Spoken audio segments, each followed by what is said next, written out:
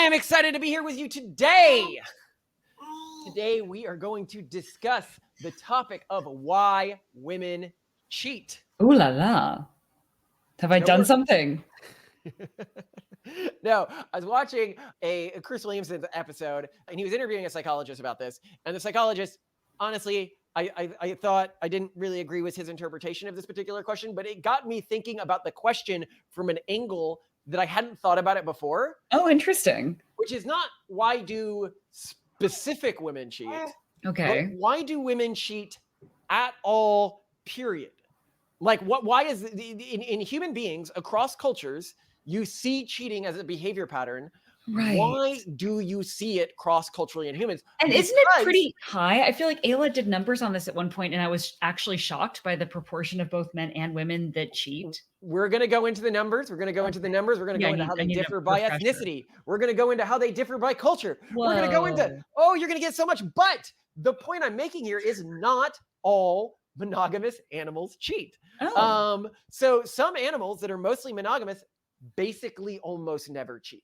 Do swans almost never cheat? Well, I'll give you some that almost never cheat. Black vultures, study that found the black vultures, faithful. Of extra pair fertilization in black vultures. Okay. California mice. DNA analysts suggest wild California mice have extremely low rates of extra pair fertility.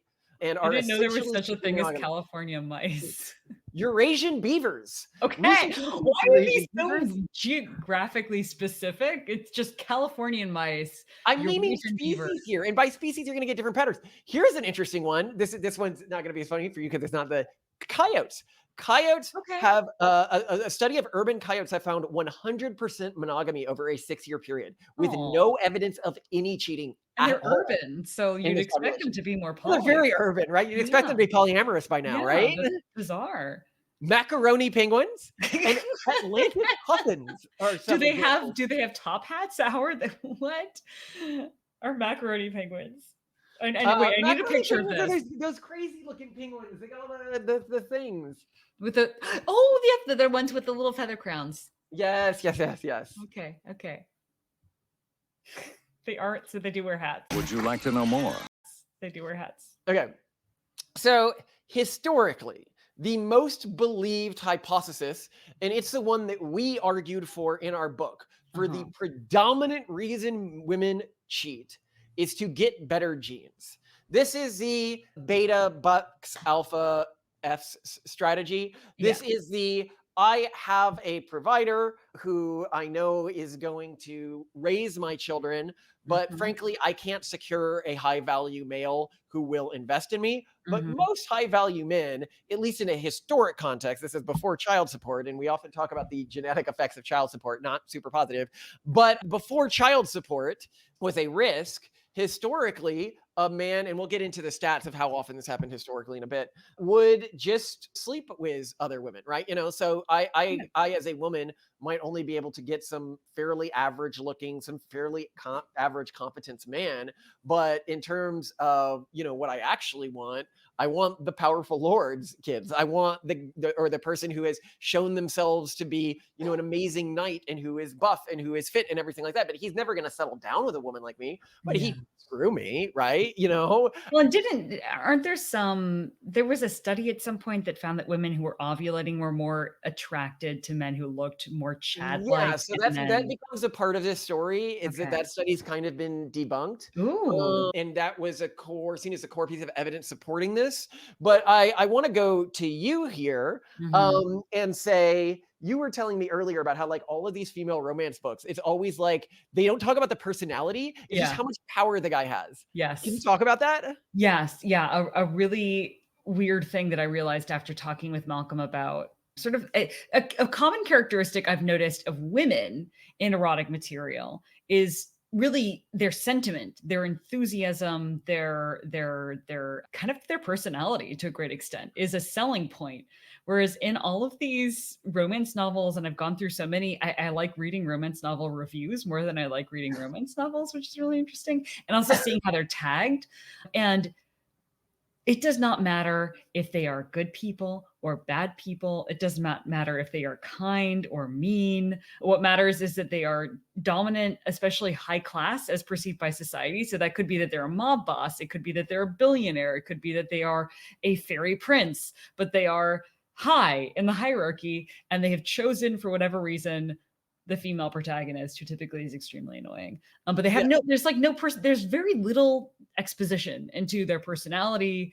There's not really a lot of description of it. Maybe they're a little cold, like the only elements of their personality seem to have to do with their dominance and status. So there's nothing beyond that. There's nothing like, oh, he is really into knitting, or he laughs whenever he sees dogs vomit. I don't know, but like I don't know how to describe people's personalities, No, obviously. but it is interesting that women are actually quite superficial in what arouses them. Yeah. And we talk about this in the Pragmatist Guide to Sexuality, which is people are like, oh, women are like not that sexual and men are really sexual. Like they look at porn consumption rates in men and the amount of Yeah, time but men when you spend look at in the porn. romance novel industry, you And then discover that, oh my if gosh, you women are very. yeah, if you include erotic fanfiction and Yeah. romance novels, Yeah. porn consumption among women is almost exactly equal. And they do it publicly, for the love of God. I Yeah, mean, they'll they walk talk around. about it like it's okay, you know? Yeah, well, it's a social thing for them, which is also interesting, right? Like Yeah. there isn't the same stigmatization around talking what, they're clearly getting off to. That's what they're doing when they're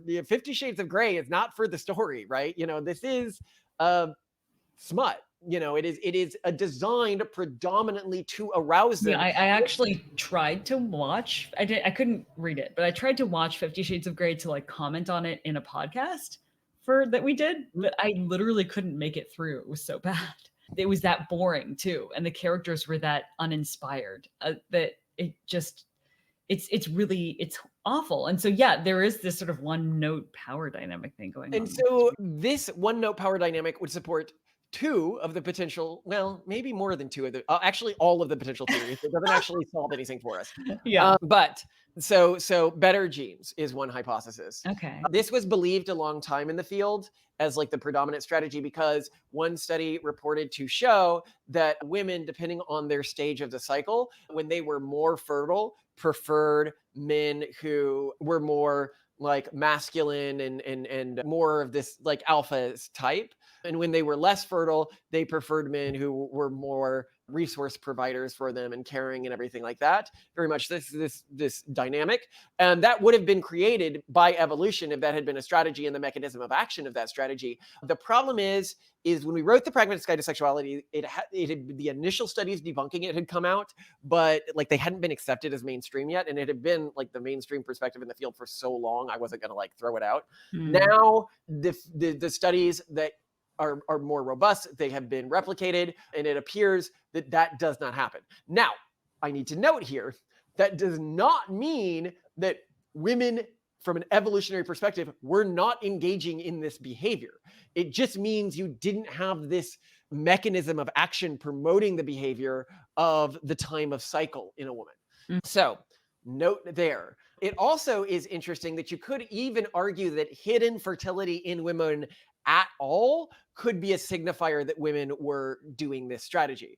So this is Ah, actually one of the big mysteries of human sexuality. yeah. In most other primates, a woman's period when she's fertile is pretty heavily signaled, like Mhm. giant red butts or something like that they don't have during other periods of their cycle. Mhm. Mhm. But in humans, it's covert. You, as a male, are going to struggle to tell if a woman is fertile or not fertile, depending on the way she appears to you. Well, I mean, unless she's on her period, in which case it is technically possible to get pregnant, but very unlikely, but still, but you kind of know that the odds are Yeah, but extremely other low at other that time. primates show. Okay, Yeah. so this is likely to ensure that the sexual capital of a woman is preserved across all periods of her fertility window, which Mhm. indicates that some of these strategies may have been at play here, but we'll get to some of the other. The predominant strategy after this one, after the they're going to cheat strategy, was a strategy that said the predominant reason women cheat is because they are looking for a better partner, i.e., a Hmm. woman cheats when she thinks she can secure a partner who is better than her last partner. And they use this as like a interstitial period. And this is what I hear most from at least 10 years ago, what I heard most when I hung around red pill communities, that this was hypergamy and this was why women cheated and left. Whenever they saw a better option, they just hop onto it. Yeah, potentially. So, and here I would note some dumb reasons why people say. So, some people really hated these two strategies, like some feminists did. Originally, feminists loved these strategies. They were the best because they gave women agency, right? Like, Okay. but then they started hating it because they're like, it paints women in a bad light. And so they came up with this genuinely insane strategy that women were cheating for genetic variability. What? It This was a makes feminist theory for why women cheat. Yeah, that like women were better off having more genetic variability in their offspring. That is like, Oh, okay. So, okay, to have different baby daddies for all their children, because if they happen to reproduce with one man who just had terrible cancer risk, at least that was only passed on to one of her children. yeah, except the problem is that if you're doing the math of genetics, right? Genetics doesn't exactly care about you as an individual, Mm. right? So, because it all washes out in the math, it actually doesn't matter if you had the kids with one partner or with multiple partners. Do you understand why that would wash out in the math? So, as me as an individual, right? I have statistically increased the odds that one of my offspring will survive Yeah. if my partner had whatever potential disease. But the Uh-huh. the individual gene hasn't. By that, what I mean is if I have 5 kids with one guy and Mhm. 5 kids with another guy, okay? Mhm. And I'm choosing from a pool of 1,000 men, all Yeah, right? yeah. And half of the men in that pool, this gene that ends up with their children dying if your kids get it, right? And the Mhm. other half of the men in that pool of 1,000 men don't have that gene, okay? And now me as a woman, I have 2 sets of potential genes. One gene says cheat, one gene says have 10 kids with one guy.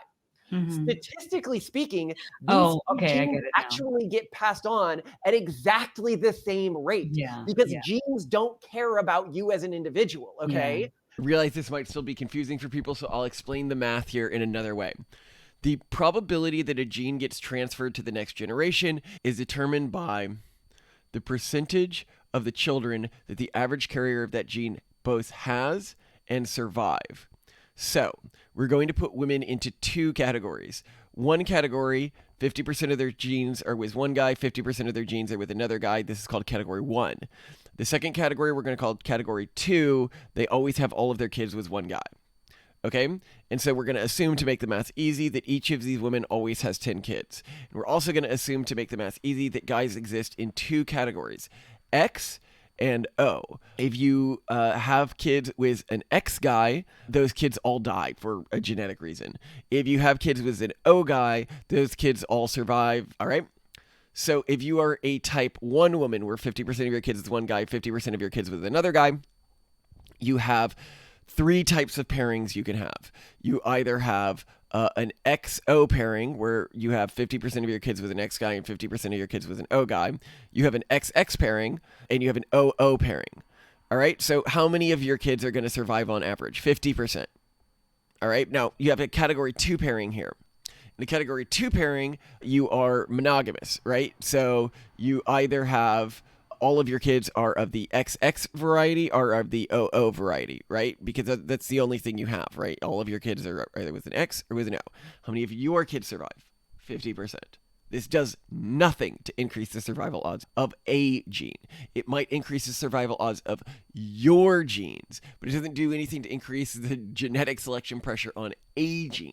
I don't need to go further on the math on that. It's just like an interesting little math thing. So it doesn't make sense. And even if you think about like the marginal utility of this, it's just the marginal utility isn't that high. Especially when you consider the cost of cheating, which infanticide and stuff like that. Men seem to have an infanticide instinct toward kids who are not their own. Non biological children living with a man have 3x the rate of dying. Who knows why that's happening? But we do know that our nearest ancestors, if you look at apes, often when they move in to get the woman fertile again and to not care for another man's kids, they'll take the cubs and they will smash them on rocks. And then we can look at civilization developing. What does the Bible say to do to the young children of the areas that you conquer? It says smash them on rocks. So this is we see it in our evolutionary ancestors. We see it in the earliest writings of what you're supposed to do when you conquer a territory that we have access to. And it doesn't exactly make the Bible look good to keep this in it. So I'm assuming that, yeah, humans have an instinct, an infanticide instinct, which makes the behavior really risky. If you are at least pretending to be monogamous. Yes. Yeah. So that's a ridiculous theory. And I just need to note the ridiculous theory there and put it off to the side. So mate switching is the next theory that they go to. Maybe. What does mate switching mean? What I mean, that's what cheating Mate is. switching was the one I just described, where they're looking for a better mate. They're Oh, looking okay, for okay, upgrades in their okay. existing mate. But I've definitely heard this from women, right? When women talk about why they're cheating. I've never heard that, but okay. I have seen people do it with me. When I slept with people who had existing partners back when I was, sexually immoral and I didn't really understand why sexual morality mattered, or just mate was whatever. And I was a kid. It's like being so what you you were the other man. Women were cheating on their boyfriends with you, right? Yeah, and so and they were telling you what exactly? Some of them, I'd say it was pretty clear to me that, well, they what we'll get to is they seem to do it for all of these reasons. Oh. Some of them just were clearly like, you're better genetically than my partner, and I know I never could get a guy like you, so thank you for deigning to sleep with me. Oh. And then others were like, clearly trying to upgrade to me, to build a relationship with me. And you can tell pretty quickly. One of the challenges when studying sexuality is a core source of information we have on sexuality is our own arousal patterns. But the problem is human arousal patterns are highly variable. And so I can go out and collect lots of information like I did in the Pragmatist Guide to Sexuality, which we wrote. But at other times, when I don't have a big survey in front of me, I just have to guess based on my own arousal patterns.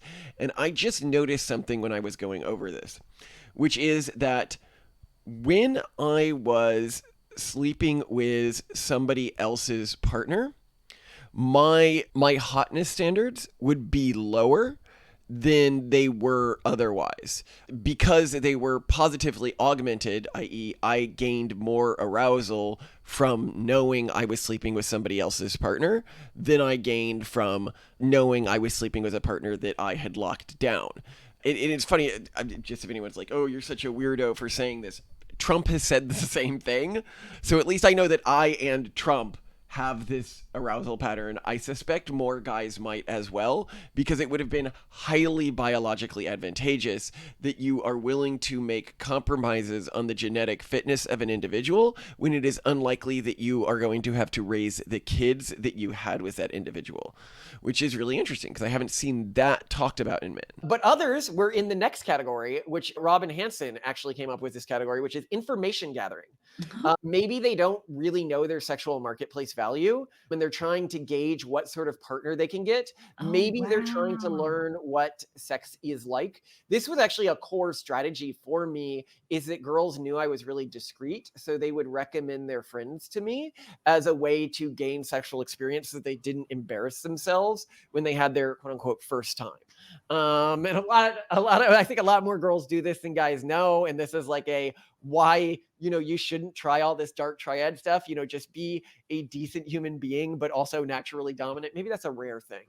When I say be a decent human being here, I mean being nice to women and treating them with respect. I do not mean decent in an absolute or moral sense. Obviously, sleeping with other people's partners, or sleeping with a girl who is about to go on a date and sleep with this guy who she likes for the first time so she can try out sex, that's not a decent thing to do. Like, I was not being a moral person back then. But I didn't contextualize it that way back then, because back then I was urban monoculture. I had this utilitarian ethic sense, which is to say maximize the amount of positive feelings in the world, and that makes me a good person, and what somebody doesn't know doesn't hurt them, and them having sex with me and me having sex with them, that feels good. Therefore, I have increased the amount of positive experiences in the world, and I don't need to think about what I just did. But anyway, that is something that some women definitely do. The next is investment strategy, So the classic example of the investment strategy is a woman's essentially just trying to get investors. So you can think of this as a woman who has a kid and spends her day as a prostitute. Like, why is she doing that? Because she wants money for the kid. She's not really trying to get pregnant from these other guys. But you actually see this a lot where it's been studied in African tribes, infidelity behavior. The investment strategy appears to be the predominant thing. When people are subsistence living, getting that marginal additional income is incredibly important. And so that makes sense to me. Now, I guess you could argue that many women, they may not actually be having sex with other men, but they may be in a relationship, and then against their partners, their monogamous partners' knowledge and perhaps preference, they may be on OnlyFans, for example, making money on the side. yeah, well, and I think here, interesting is I haven't mentioned this yet, but people might be asking, why aren't I asking why men cheat? From an evolutionary perspective, there is no question as to why men cheat. It is obviously in a male's best interest, if they are living in a world where some women are willing to cheat, because me sleeping with another person and getting them pregnant does not lower the number of kids I can have with my dedicated partner, my wife, right? In other words, men who took the opportunity when they got it had more surviving offspring, and therefore, that's a trait Yeah. that is going to be evolved into a population. Yeah, I've got to put the South Park thing here. As you've all seen on the news, our country is facing a major crisis. Why? Why are rich, successful men suddenly going out and trying to have sex with lots of women? Why would a man who's famous and makes tons of money use that to try and have sex with lots of different women? And these rich celebrities have perfectly good wives at home. Why would they even think of sex with others? Damn it! I want answers! Of course, we all know the normal, healthy male thinks only of sex occasionally and has no desire for sex with multiple partners. Yeah, that's right, of course. Definitely true. Yes, we all know that. Go on. Men cheat when they have the option to, if they don't feel that, if they feel often that they can get away from it with it, is generally when men cheat. For me, like, I have noticed that the desire to cheat has basically gone away entirely since I started having lots of kids with you. And I think that's just because I'm like, oh, it's just not worth any individual risk to cheating for me anymore. From a biological perspective, it sort of recoded my brain. Yeah. But there's just less desire, right? Like, and I think that also makes sense from a biological perspective. But women can't necessarily have more kids by cheating, right? Like the women's fertility, presumably, if they stay with their husband and he is a healthy male, they should be able to max out their lifetime fertility window. Although I guess there are examples in history of women who did know that it was a male factor infertility issue, in which case they would. This was the next reason: sterility. Oh, okay. So women may cheat, have a desire to cheat for the rare instance their partner is sterile. And this also would likely increase women's instinct to cheat within our existing environment. Because I suspect if you look at things like, people talk about, what is it, like the 2-year itch, the 7-year itch, et cetera, right? I suspect we have sort of pre-programmed into us the instinct to know when our partner might be sterile. And if you have been sexually active with somebody for a 2-year period and they are not pregnant, it means they're probably sterile. And if you have been sexually active for a 7-year period and they're not pregnant, they are 100% sterile, or you are. And it makes genetic sense for both of you to try new partners. This is why I think modern relationships just don't really work, because people aren't having kids and the relationship's supposed to transition to the next phase. Interesting. Here, I wonder if this is part of why polyamory has become so common in our major cities. If you have an environment where the vast majority of people are childless or functionally childless, because this is something I think people don't understand. If you have 1 kid or 2 kids, you're functionally childless from an evolutionary genetic perspective. A lot of people are like, well, what do you mean? Like, you have a lot of kids with your partner and then the desire to cheat goes down. And it's like, yeah, if your partner's regularly having kids, but a lot of these celebrities, they have 2 kids or 1 kid. And from a biological perspective, if you're talking about like our evolutionary context with how many of your children were likely to die, that's basically no kids. So I wonder if these incredibly low fertility environments, cities, if everyone doesn't at a biological level see their partner as sterile, and that's why they're all desperately going out and sleeping with lots of other people. And then I have to ask, well, in a low fertility environment, does that mean polyamory is a stable relationship option? I mean, it can be intrinsically unstable, but it might be more stable than monogamy, where you biologically assume your partner is sterile. So the final reason why women might be doing this is protection for their existing kids. So Oh, this has been killing the children of women is actually like kind of common in a lot of tribes. So if you study a lot of anthropology, I like reading anthropology texts. You'll often read of like a guy will get mad at a kid and just randomly kill them. They're less likely to their do own that. children or No, other others? people's children. Okay. And if they're like a successful hunter, there's nothing you can do about that. They'll like, the kid annoyed me, you know. And however, in those tribes, they're less likely to do that if they think the kid might be theirs. So women will sleep with these guys. Well, for plausible deniability of like, maybe this little shit's mine. He pissed me off, but I'm not going to kill him. Yeah. Oh, interesting. Okay, so I thought you were going to say protection for like, because it's a dangerous person in the neighborhood, and the sleeping with them is an act of payment to keep them in your good graces. But what you're saying is it's no, if you have children and they think it might be theirs, that's protection. Yeah. But that only works in a small, like, insular community. So that wouldn't be a common reason for women cheating today. So the common reasons for women cheating today, I guess, in a modern, developed, urban society would probably be information gathering or hypergamy.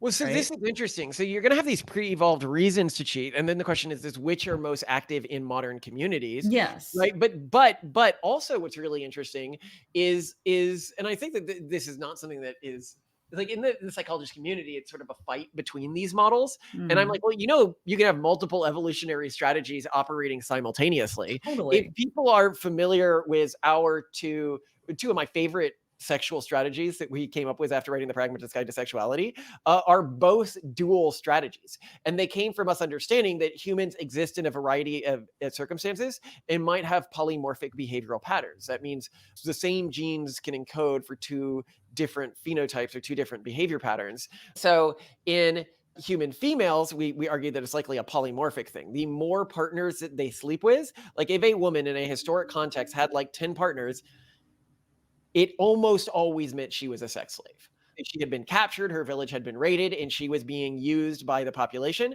And if she was not that, because most of the successful widespread cultures, well, a huge chunk of the like small random cultures, you'll get like 89% are polygynous.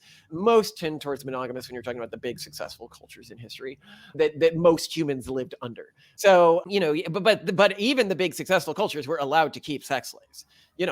Muslims were allowed to keep a form of sex slaves. Jews were allowed to keep a form of sex slave. I don't know if early Christians were, but like even the Abrahamic tree, like it's common in history, buddy. And so it would have been advantageous to women in that environment to have a mechanism for knowing they're in that environment and to then become turned on by the type of sex they would have in that environment to not be killed by their partner who likely doesn't value their life very much, so that they get some chance at passing on their genes. And then in the other scenario, for the monogamous scenario, women are much better off just forming an intense, dedicated attraction to an individual. And you actually see this in the data. Women who have not slept around very much tend to form an instinctual, really strong relation with one of the first people they sleep with, often with the first person they sleep with.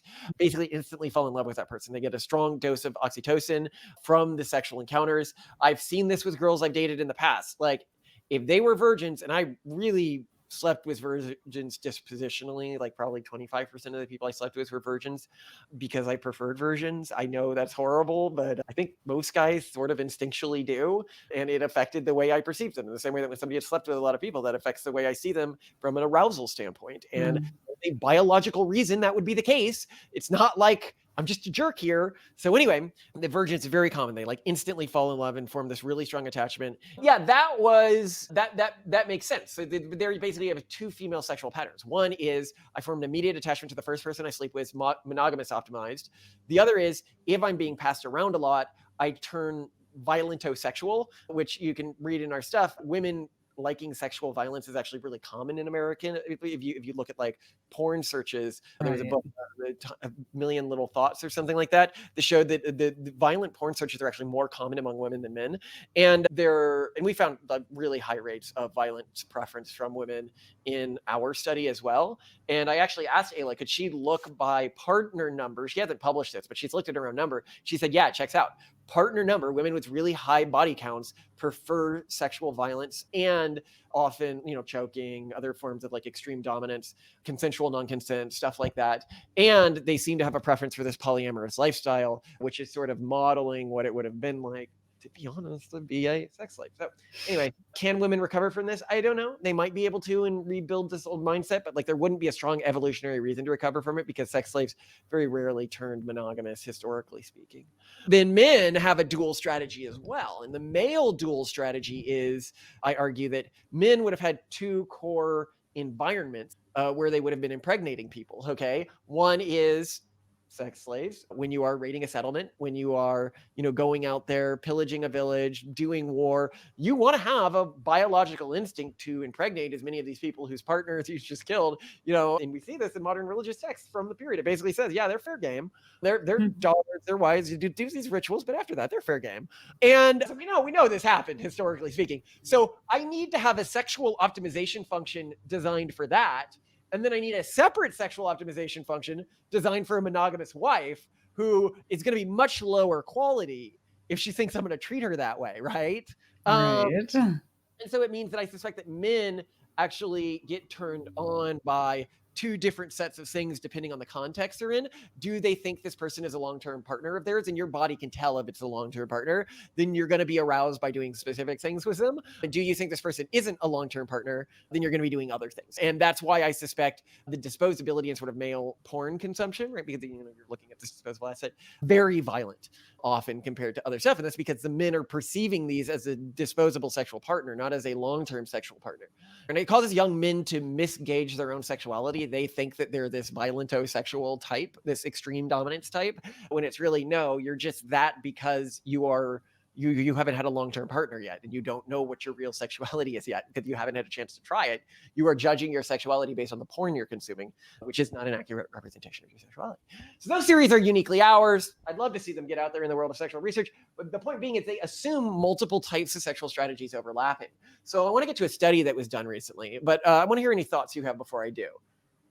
Well, I'm curious what you think the modern guy listener to this podcast should be taking away from it in terms of like, if he doesn't want to be cheated on, what should he be doing aside from trying to become a dominant high class billionaire mob boss? Actually, cheating is a really replicated behavior, which we'll get to when we get to the stats after this. So the number one thing to do is not marry a cheater. Okay, so once a cheater, always a cheater. If they even cheated on you, they're going to cheat again. Not 100%. We'll get into the statistics in a second. But yeah, you have a higher probability. And it appears that it's not just like the cheating is trained into them. It appears that there might be like a cheating genotype, i.e. that there might be some polygenic score essentially for a preference for cheating, which makes sense. That you would have different sexual strategies within different populations and cultures that are rewarded in different ways. Like, anyway, I'll continue here. So he was doing a study because he's trying to figure out, okay, is it mate switching? Is it better genes? Is that more like it? And he found that men rated their partners who they're currently with as better parents than the people they cheated with, and that they rated the people they were cheating with as more attractive, and that women did the same thing. Women rated their partners who they were with as better parents, and the people they were cheating with as more attractive. Okay. And so he took this to mean, he's like, oh, this means better genes hypothesis is probably right. And I'm like, what? No, it doesn't. Okay, first of all, what you should have been asking is, are they a better source of resources? Because that's really what the beta bucks alpha s hypothesis is about. It's not, are they better parents? Of course, people are going to have an instinctual biological bond with their biological child and better parent them. We know this from the research. Biological parents try harder than non-biological parents. So of course, the biological father of your child is going to treat that child better than the guy you're effing on the side. Like, anyone who's broadly sane would know this. And then he was like, oh, and it's really interesting here that, you know, men found the people that they were sleeping with outside the relationship better. Like, why would they do that? It was like, because novelty is really important to male sexuality. Obviously, you get a huge genetic reward if you can sleep with someone and get somebody else to raise your kids. Right now, let's go over some stats, okay? Yeah. So one funny study found that 20% of men and 13% of married women admitted to having sex with somebody outside of their marriage, averaging to 16% overall. Men are almost Wow, always that's a more likely to lot. cheat than women. Yeah, I mean, everyone thinks it's just men who cheat, though, and that's what blows my mind. Is it blows my mind that women cheat at all? But I here's the guess. thing, a 2021 survey. So the problem with the cheating data I get is it's all over the place. So a 2021 study by health testing centers polled 441 people, and it found that a little over 46% of respondents in monogamous relationships said they had had affairs. Oh, that's because this is looking at monogamous relationships and not marriages. So 46, around half of people have cheated. Nearly 24% of marriages affected by infidelity report staying together. 47.5% of relationships affected by cheating said that they established and enforced new relationship rules, such as sharing phone passwords to minimize the likelihood of more affairs. And that's actually important. Like, what's the consequences of cheating? The relationship rules need to be restructured in Right. favor of the person who is cheated against often. Recent studies estimate that approximately 1 to 3% of men are unknowingly raising a child that is not biologically theirs. A 2022 study published by Human Reproduction found that 11% of men seeking paternity testing services were not the biological fathers of the children. For general estimates, these range between 0.6 and 0.9% of men. So I'll make a note here. There's this myth that around 30% of people are raising kids that are not their own. That actually came from men that were already highly suspicious. It's actually probably under 1% or maybe between 1 and 3%, depending. That's comforting. At. But this is in the developed world where you have contraception. If you look outside of environments where contraceptive is common, you get to rates around 20% to 30%. Actually, if you look at cheating in these environments, it's often higher. So in sub-Saharan Africa, you get the 20% to 30% extramarital sex rate. And for women, it's 5 to 15%. So this is other interesting statistics here. Recent studies suggested that the prevalence of infidelity is underreported due to the way individuals are questioned about behaviors. Direct questioning revealed that 9% of women and 17% of men acknowledged to being unfaithful. However, participants were provided with a checklist to identify specific sexual behaviors outside the primary relationship, and the numbers changed dramatically. The results gathered from the checklist found that 15% of women and 27% of men engaged in extramarital So they're like, I mean, 4% overall. Giving head doesn't count as cheating, obviously. Yeah, well, the study was from 2018. It's called "Who Cheats More: The Demographics of Infidelity in America." This is interesting. Surprisingly, 56% of cheating men and 34% of cheating women consider their marriages happy. So I think that this is another thing where a lot of people are like, well, I'm in a happy marriage, therefore my partner won't cheat. And unfortunately, that's just not what the data says. Here is another study that looked at this. A meta-analysis of 12 infidelity studies among married couples found that 31% of men and 16% of women had a sexual affair that entailed no emotional investment. 13% of men and 21% of women had been romantically involved, but not sexually involved with someone other than their spouse. And 20% of men and women had engaged in an affair that included both a sexual and emotional connection. So that's really, men and women actually cheat the exact same amount when you average sexual and emotional cheating. It's just that women are more. When you count both? Yeah, so it's 20% of men and women engaged in an affair that included both. So they do it the same when it's both. But if you're looking at emotional cheating, women do it more. And if you look at sexual cheating, men do it more. Do you think men care about emotional cheating, though? Well, I mean, in studies, they just don't.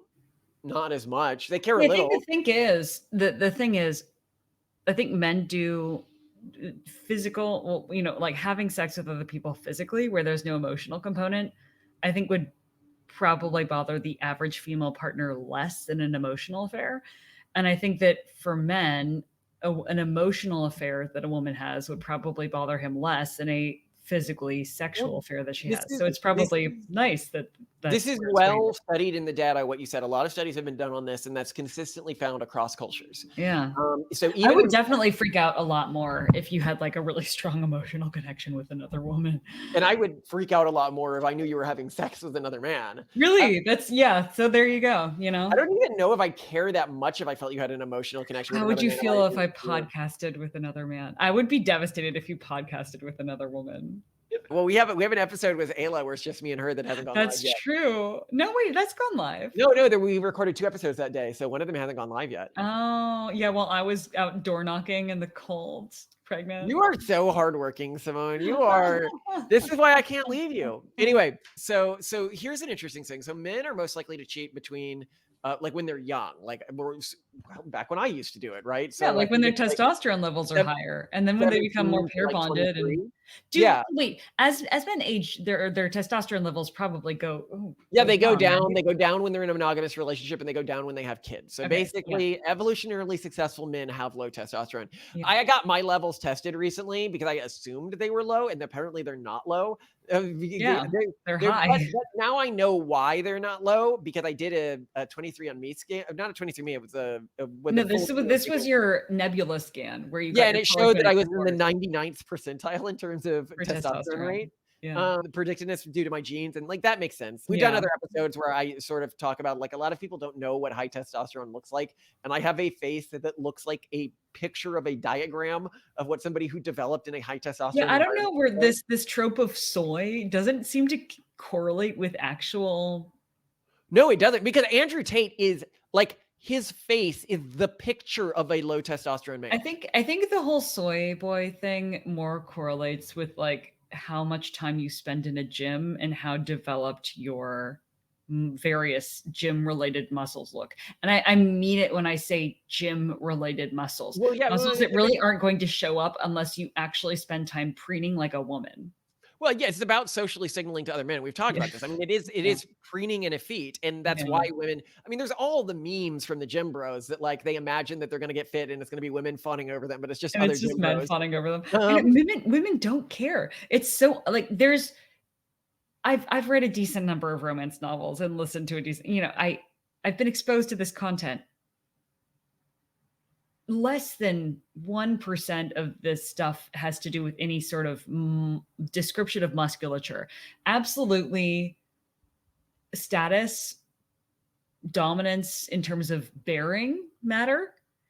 Being tall matters. Like dominance in terms of bearing as well as is confidence and presence. Yeah, confidence and presence. Weaselly, you can't be insecure, you can't be. But muscles, I don't really hear described that much. It's just interesting. Well, this is one of the reasons people are like, why do you mention like that you've slept with lots of people and stuff like that? And it's because it's important in qualifying a big mistake in our society that in terms of securing a partner leads a lot of men to make big mistakes in terms of time investment calculation, and that they are investing a lot of time in honing their body more than they need to for health reasons or actually finding a partner. If you are doing enough exercise to be at optimum health, okay, you are going to be at optimum for finding most partners, except for ones with fairly rare fetishes. And that's unfortunately just the way it is. And it leads to miscalculations where actually it's more about like presence and ambition for the future, because, you know, they're thinking about who am I going to spend my life with, right? Like that's what they care about. We've talked about that enough in other episodes. I actually was talking a lot with Simone about this afterwards. And what we came to was it appears that men are confusing intersexual signaling competitions with intrasexual signaling.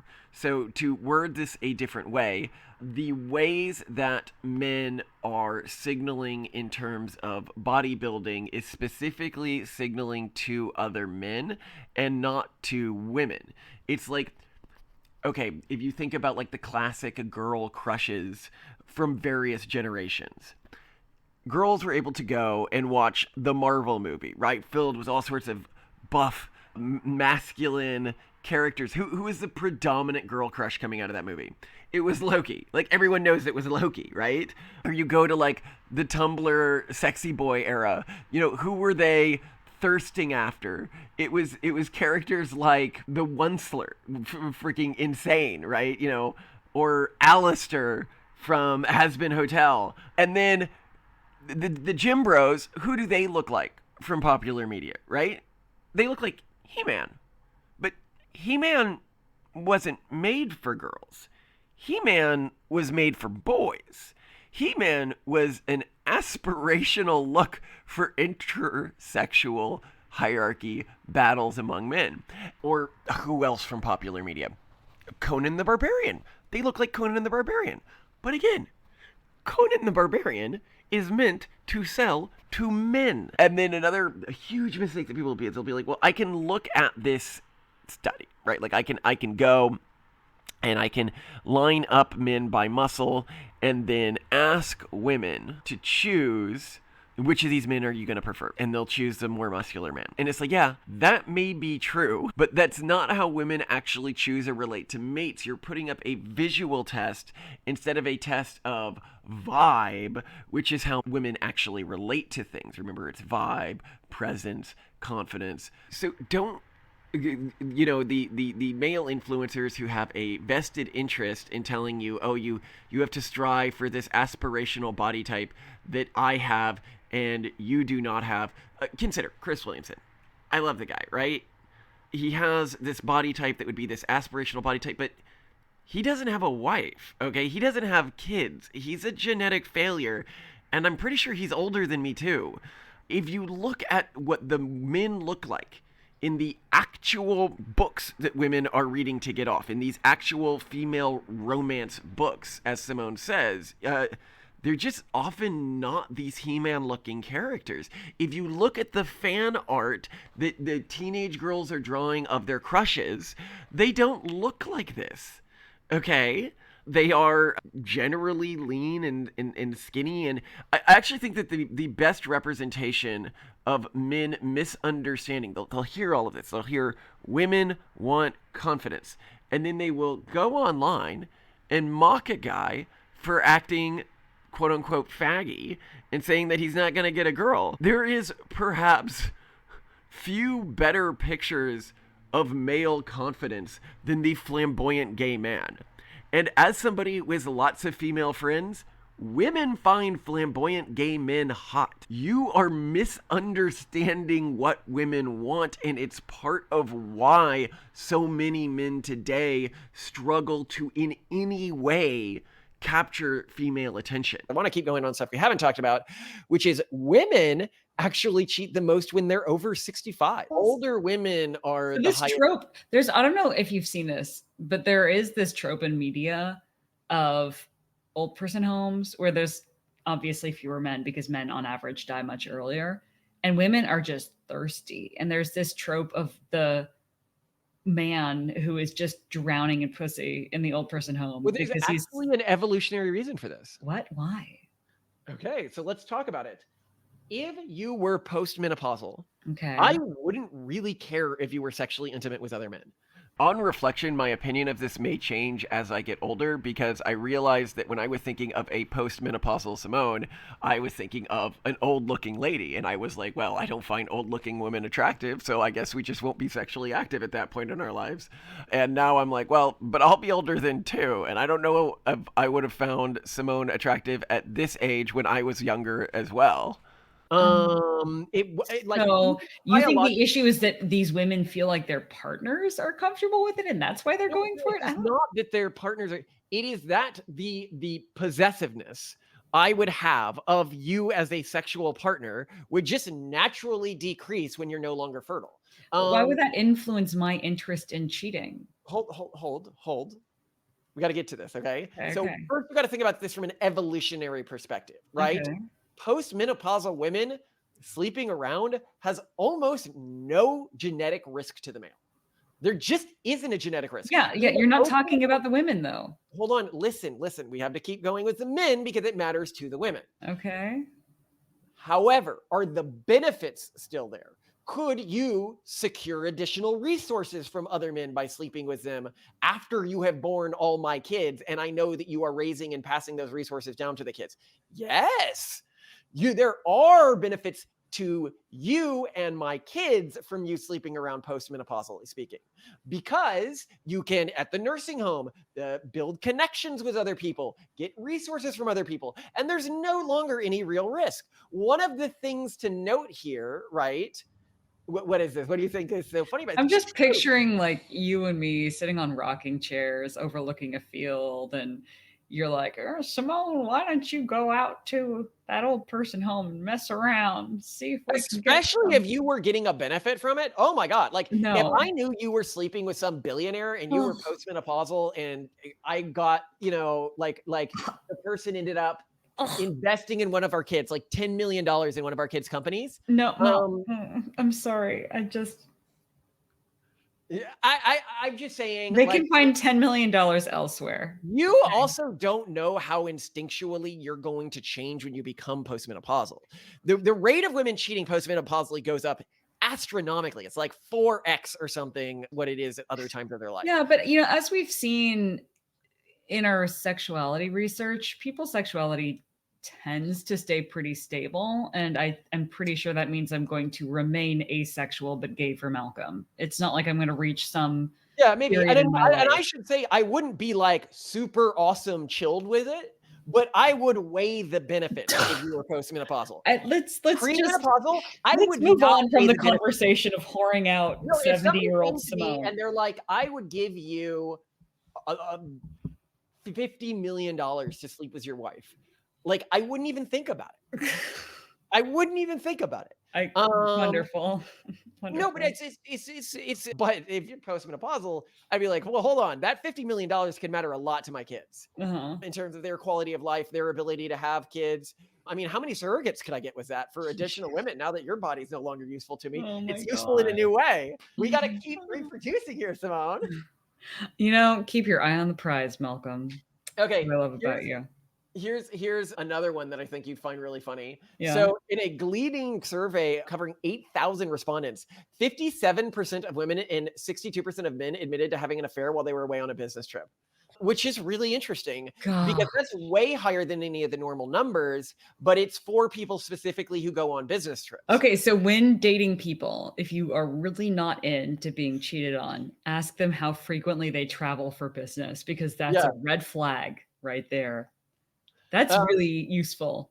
I want actionable advice for our listeners today. So you want to hear another crazy study? According to a study in Computers in Human Behavior, 18% to 25% of Tinder users are in a committed relationship while using the app. But when you look at Americans only, this number skyrocketed to 42%. So around half of Tinder users are using it to have an affair, which is actually a really important thing that we used to be able to avoid using something called Facebook Official. So it used to be historically, when I was dating, the norm was when a relationship got serious, like a huge escalation in the relationship status that was like, I wouldn't say halfway to getting engaged, but it was like now this is an official. Yeah. I remember. Yeah. Facebook relationship status was a big signaler. Although I want to go even further back. To pretend that you're single. I want to go further back to my little, 1950s, 1960s coronet films, like those little instructional videos that were played in high schools for students, giving them social norms. I was really stunned when One on Dating really made it clear that at least dating in high school was you were dating multiple people, and monogamy within dating, if you weren't going to get engaged or married, it was kind of expected that you as a woman would see multiple guys and that a guy would see multiple women. Now, I think the important thing is that people were not having sex. Maybe they were making out, right? But they were not having sex because that was just not done, at least not in your high school. No. I'm saying in the 40s through 60s. Oh, probably 40s to 50s, and then got slutty in the 60s. But it was understood that when you were dating, because you're trying to find a partner, you should be dating multiple people. You should be playing the field. So to me, to a certain extent, I think about people dating on Tinder. Well, yeah, sure. If you're dating, Facebook you should be dating a lot of people at the same time, concurrently. I think this concept that hold on. Simone, they had a Facebook official in the 50s and 40s. Do you remember what it was? Going Steady. It wasn't just going steady. It was a way to signal honestly. So Facebook Oh, official, the class ring, the promise ring? it was The the promise ring. Letterman jacket. You Oh, would that give too. the girl your Letterman jacket, and she would wear it around, Yeah. so everyone knew that was your girl and knew you Yeah. were taken. Yeah. So you couldn't Well, yeah, pretend. and going steady too was a sign that you were more Yeah, committed. they also had But like I a think pin ceremony that they would do. yeah, but that was for when people were basically pre-engaged and the plan was that they were going to get married and people were dating to get married. And I think the important thing is in an ecosystem in which people are dating to get married, you are dating multiple people concurrently. And this concept that people when dating, like when finding someone on Tinder and casually going on dates, or then get horrified when it turns out that the person that they're dating is dating other people.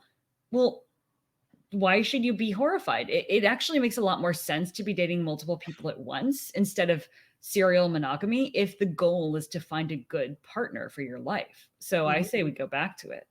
Well, so here's another fun stat. You'll probably just to be offensive. Some studies have found higher rates of infidelity among Black adults, 24% compared to white adults, 16%. Huh. So that's an offensive stat. But now I want to get to your question about how likely is somebody to cheat if they had cheated before. Uh-huh.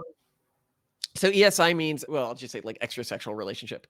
Findings from logical regressions showed that those who reported engaging in extrasexual relationships in the first relationship were 3 times more likely to report in engaging in an extrasexual relationship in their next relationship compared to those who do not report engaging in extrasexual relationships. I'm just picturing Hecklefish saying, once a cheater, always a cheater. Oh gosh. This is from Y-Files, a great show if you guys haven't seen it. Yeah, on YouTube. Deserves his big audience. Yeah. Similarly, compared to those who reported that their first relationship partners did not engage in ESA, though in extrasexual relationship, those who knew that their partners in the first relationship had engaged in an extrasexual relationship were twice as likely to report the same behavior from their next partners.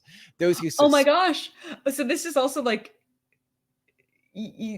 people being abused, like they just keep ending up in relationships in which they're abused, and people being cheated on keep ending up in relationships in which they're being cheated on. Yeah, well, and here's another thing. Well, no, this is also like if you know that your partner has done this, the other thing is suspicion. So those who were suspicious that their first partners did ESI in former relationships had 4 times the rate of that suspicion in their current relationship. So it appears you might also have like a genetic proclivity towards suspicion. Fascinating. Isn't that interesting? Yeah. And that's the studies that we have to go over here. So what do you think? If we go down to those initial reasons why women cheat, I just think it's all of them. I think all of them played some evolutionary role in humans. I think the one thing I'd add is I suspect that there's a separate one, which is postmenopausal women, that likely their sexuality transforms in some way where sexuality becomes more transactional for them. Think about old people boning each other. Let's just pretend it doesn't happen. Okay. Just pretend. You know that this is where you have the highest rates of STDs. It's in I know, now. and I don't want to know that. It's one of those things that you just wish you didn't know. But here's the thing. I can't imagine ever finding an old woman attractive. Like, I can't even imagine finding you attractive when you're old. I don't know how this works. Like, am I going to find you attractive? I don't know. I think you and I also approach sexuality very differently from other people. I think for a lot of people, and we have to get back to this too, that a lot of people think that they're talking about sex when really they're talking about validation. They're talking about their own personal narrative and how they feel about themselves. And maybe that's what's going on here. Okay, yeah, it's like gross old people bodies, but sex was never about actually, beyond your adolescence when like the hormones really are raging. It was never really about, all these things. It was always about trying to satisfy some kind of perception of I'm the kind of person who has sex. I need to go out and get sex. And maybe that when people reach an age where they're retired and they have all this leisure time, they still haven't gotten past this understanding that success in life means that you're having a lot of sex and therefore they need to get it. Yeah, even yeah. if it's not fun, even if it's gross, even if it's not, they need a lot of lubrication, whatever. Let's not think of it. Well, hold on. I want to talk about another thing that I've always found really funny from an evolutionary standpoint is when lesbians get mad that guys don't care when their girlfriends or wives cheat on them with lesbians. There isn't an evolutionary reason to be afraid of that. If anything, it's a potential benefit because that's an additional sexual partner. No. And that's because I think the emotional cheating element of it is major. Well, no, but I'm talking men, and men just don't don't care as much about Oh, like if I slept with a girl, you'd be like, okay. Yeah, a lot of lesbians get actively offended that guys don't care about this. They're like, they don't see the relationship as the Yeah, same. like I And just it's like, I it's really not. don't want it. I don't even I feel like if anything for most guys, it would be seen as like kind of hot, you Yeah, know? disease transfer to Yeah. between women when they're having sexual encounters is Yeah. incredibly rare. Honestly, Well, I feel like most women would probably improve their husband's sexual satisfaction of them if they had an extramarital affair with a female, even if that female had zero, like, even if yeah, there was no, zero chance it'd be a three-way, just because here's it's like they're thinking about their wife having sex with. Probably, yeah. And Yeah. the calculation that would be going on in my brain is, well, and what if like my wife actually falls for this person and is willing to then have another partner who I can impregnate in our marriage, right? Like Yeah. it There it you may go. structurally not be as stable, but it's more kids and more hands in the Yeah. house. So you're just, yeah. Yeah. I guess you're like, oh, like, yeah. And I could see this being a normal male response of, "Mm, why not polygamy?" Yeah, why Uh, not bring her? I think something will be like, oh no, like monogamy stands all the way. But I think that, most men, if they had enough wealth, to the South Park thing again, they'd be like, yeah, it makes sense to press for that. But yeah, so I find that interesting as well. This very confused reaction as to why women would care when their husbands sleep with other men, because this does happen, and women get quite upset even when it's only sexual. It's because historically speaking, the disease transfer rate between male sex is incredibly high compared to any other form of sex you can have. yeah. And it is Yeah. really Danger dangerous time. for a woman to have her husband be out there sleeping with other men, even though there's no risk of him like impregnating them and diverting resources, which is Yeah. why Let's not. and fortunately, I'm not at risk there. No temptation on that point, fortunately. I mean, when I say fortunately, I don't mean anything about gay people. It just means it'd be harder The for me. logistics. When I Yeah. was young, I remember before I went through puberty, I thought being bi would be easier because I was like, well, then Well, sometimes it seems like being gay would be ideal because, like, gay men I was like, are a I'll lot easier to have understand. sex. I imagine, Well, no, because so the women are much reason more I thought stingy. being bi as a man would be ideal before I knew what my sexuality was. Like, Yeah, because then when my any sexuality willing hadn't come out partner. yet, I was just like, well, nothing arouses me right now, so I Yeah, but wonder let's hope I'm bi. what That's great. hand I'm going to get dealt. And the hand I was hoping for was not straight, it was bi. Yeah. Here was my logic. Sound logic at the time, actually. No, I it's super said, I get a wider pool of sexual Yeah. partners. I can basically date anyone I want to. Yeah. And a portion of that pool, I will have full knowledge of what they want so that, and they will have full knowledge of what I want. So they'll likely be able to please me better, but I'd still be able to have a family and everything like that. Right. Totally. Yeah. But now as an adult, I'm like, oh, thank God I'm not bi, because that is a whole area of temptation in my marriage that I don't I have. know. I never need to worry about being tempted by like a guy on a business trip or something like that and risk getting the diseases that could be associated with that and risk any relationship complications that could be associated with that. All for Yeah, no I'm trying to benefit think, to my like, it fertility. is the, so we were talking earlier about husbands wouldn't be pissed if would I be pissed if you had an emotional affair with a guy or a sexual affair with a guy? I would be less concerned. Would you? Oh, actually, here's the question. Yeah, I Would would you be less concerned by a bromance, by an emotional affair with a guy than if you had Yeah. But just biologically speaking, instinctually speaking, would you be more concerned if you heard I had slept with another guy, or more concerned if you heard I slept with another woman? like same. Like that's not raising any hackles for me. I Okay. don't know why. Yeah. That's interesting. Well, I mean, it's interesting with a lot of this stuff. You can just search your own feelings or your I own just think experience. I think bi men are uniquely unusual. I just don't think there are that many. I don't think there are that many either. And in the Practice Guide to Sexuality, one of the biggest mysteries of human sexuality is, why is it that gay women, right, look more like straight women, but that have a female preference? And why is it that gay men, instead of looking like a female sexual expression, have a sexual expression that's more like a mirrored straight sexual expression, i.e., they look like straight men, but that are interested in men. So if I'm going to explain this a little differently here, when we did our studies, what we found is that straight men often find the idea of sex with men, it elicits an active disgust reaction. As we say, disgust is part of the sexual profile of a human. We need to talk about this. It's not just arousal.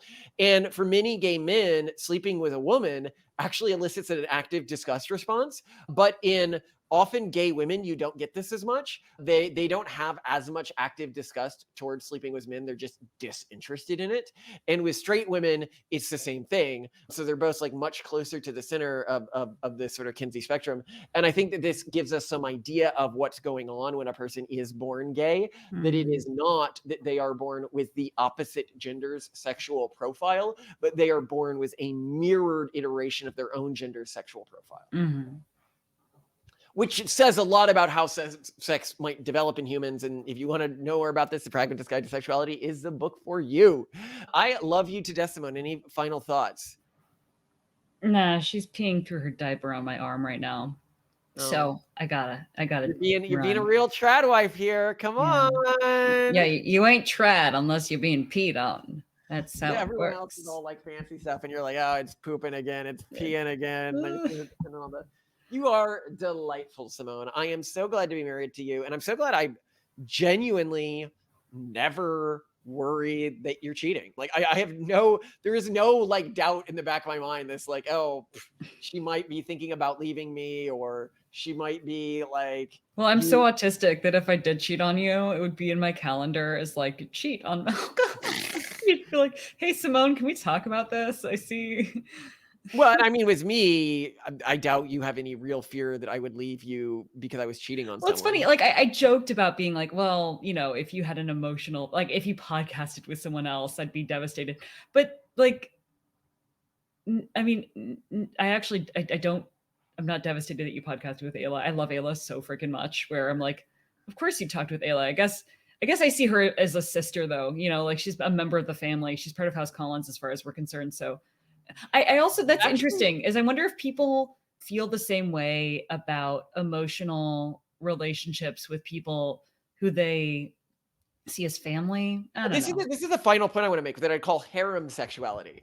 I've noticed some women seem to have a sexuality that's really optimized for being in a harem, where they want, because many women historically were in harems, especially some of the most successful, because those were often then sister wife sexuality. Well, it's a little different because they're often really interested. Sister wives, my understanding in Mormon cultures, the women didn't have sexual relations with each other, whereas in harems they did. Yeah, often they did. And I've met many women that really want to sort of manage a harem for their partner. Like they like the idea of being dominant to other women, but being submissive. Oh, that's my nightmare. The idea, like when I think about polygamy, I don't think like, oh, how could I share Malcolm? I just think like, no, but I don't want to be around more people. Here's another instinctual thing that I've noticed in you, where it comes with, you know, if I was risk of sleeping with somebody other than you, is you seem to have much less instinctual concern. Like Ayla was somebody you mentioned. Now, Ayla's not somebody who I personally find attractive because I find really high body counts like instinctually unattractive, but you like wouldn't be as worried with someone like her, because I've noticed that you categorize specific women. If you're like, this woman is high status and I get along with her and high resourced in some way, you seem to not, like when I say sleeping with a random person, you don't put them in that same category. Yeah, but aren't they my biggest, because in terms, like if we're talking about risks to relationship integrity in the form of hypergamy, what you're saying is basically any woman who's better than me, I don't seem to be worried about. No, who is well. I see better. She's more famous than me. She's smarter than me, and she's much more pretty than me. I don't think so, but I can understand how you're framing this. So I think our audience can agree too. I don't think she's prettier than you. It's women, well, because you're wearing husband goggles, and God bless you for that. It's women who you respect in some degree. You don't seem to have the same risk feeling to. And this might be like when you're like, oh, this person's like basically family. What you're basically saying there is, I respect that person. And I suspect that historically, this might be an instinctual thing around how women chose harem partners historically. Is that a respect? Which is that women in harems would likely care if their husband went out and slept with a random person, but they'd care less if the person rose the status of their family. Yeah, that's interesting. Yeah. And I guess a lot of it also comes down to like personal identity and how you identify yourself. And there are lots of even like non-harem versions where women have chosen, for example, there was that one Mormon wife who chose her husband's next wife when she was terminally ill. Before, when she died, she had a terminal illness. And she said she gave him a list of people she was okay with him marrying because she believed, and Mormon women believe this, that if their husbands marry two people in their life, even if they're not polygynous in life, they have to be polygynous in the next life. So when her husband dies, she had to spend eternity with whoever he chose to marry next. Oof, that's terrifying. To not pre-choose. It's weird that it's not more common what she did, but you'd think that even if you weren't terminally ill, like what if you get killed in a car accident? That you just like, if you're going to marry someone, you need to make a vetting video for future wives for me. Yes. Yeah. Where you're like, look, he actually is that good. Like, it's not just an act for the camera. And here are some details that I expect from you. Are you going to do that? You gotta take some time to film one. Yeah. Well, I have that. Yeah. I have like a whole set of instructions for you if I die. So I should probably add in something for your future partner. Anyway, I love you to death, Simone. Love you too, gorgeous. You are a wonderful wife. And have a good day. You too. Bye. Oh, wait. One note I want to make for people here. When we're talking about this, it's important to understand, like when we're hypothesizing harems or additional wives or who we're sleeping with, we're not talking about what we think functionally works best in a relationship. We're talking about biological impulses to try to ferret out. Oh yeah. No, this wasn't a relationship strategy. This was a, how do people experience personal emotional reactions to stuff discussion. Yeah. Sorry. Just need to clarify that for anyone who's confused. Okay. All right. Love you to death, Simone. Ciao, ciao, ciao, ciao, ciao, ciao, ciao, ciao. I realized the other day while I was falling asleep that the way that I view life is kind of like how a ghost would view life, where I have unfinished business on Earth, but then once I'm done, I finally get to be released. And that's kind of how people view ghosts, like sort of in Western media.